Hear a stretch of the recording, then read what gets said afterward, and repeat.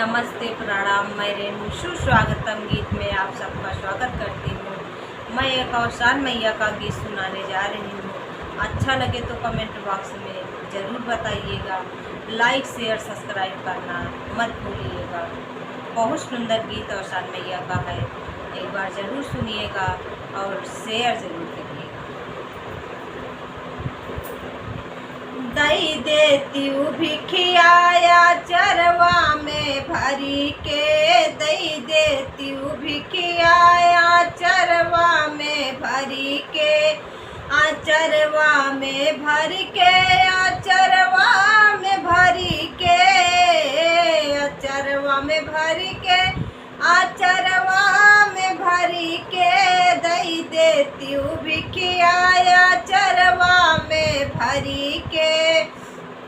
पहिलिने मुठिया सिंदूरवा कई दिहलू, पहिलिने मुठिया सिंदूरवा कई दिहलू, साथ रहे सजना हमार उमर भरी के, साथ रहे सजना हमार उमर भरी के, दई देती हूँ भिखियाया चरवा में भरी के, दई देती हूँ भिखियाया चरवा में भरी के, आचरवा में भरी के, आचरवा में भरी के, दई देती हूँ भिखिया आचरवा में भरी के।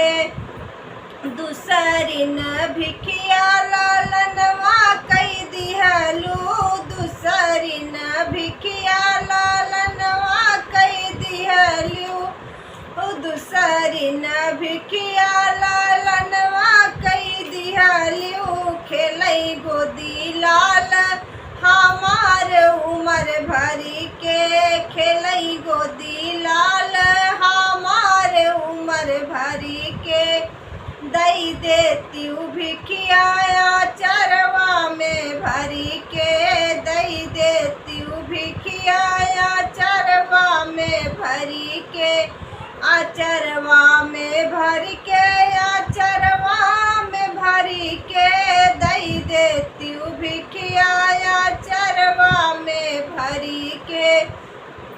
तीसरी न भिखिया परिवारवा कई दिहू, तीसरी न भिखिया परिवारवा कई दिहू, राय उनसे नाता हमार जीवन भरी के, राय उनसे नाता हमार जीवन भरी के, दई देती हूँ भिखियाया चरवा में भरी के, दई देती हूँ भिखिया आचरवा में भरी के, आचरवा में भरी के, आचरवा में भरी के, दई देती हूँ भिखिया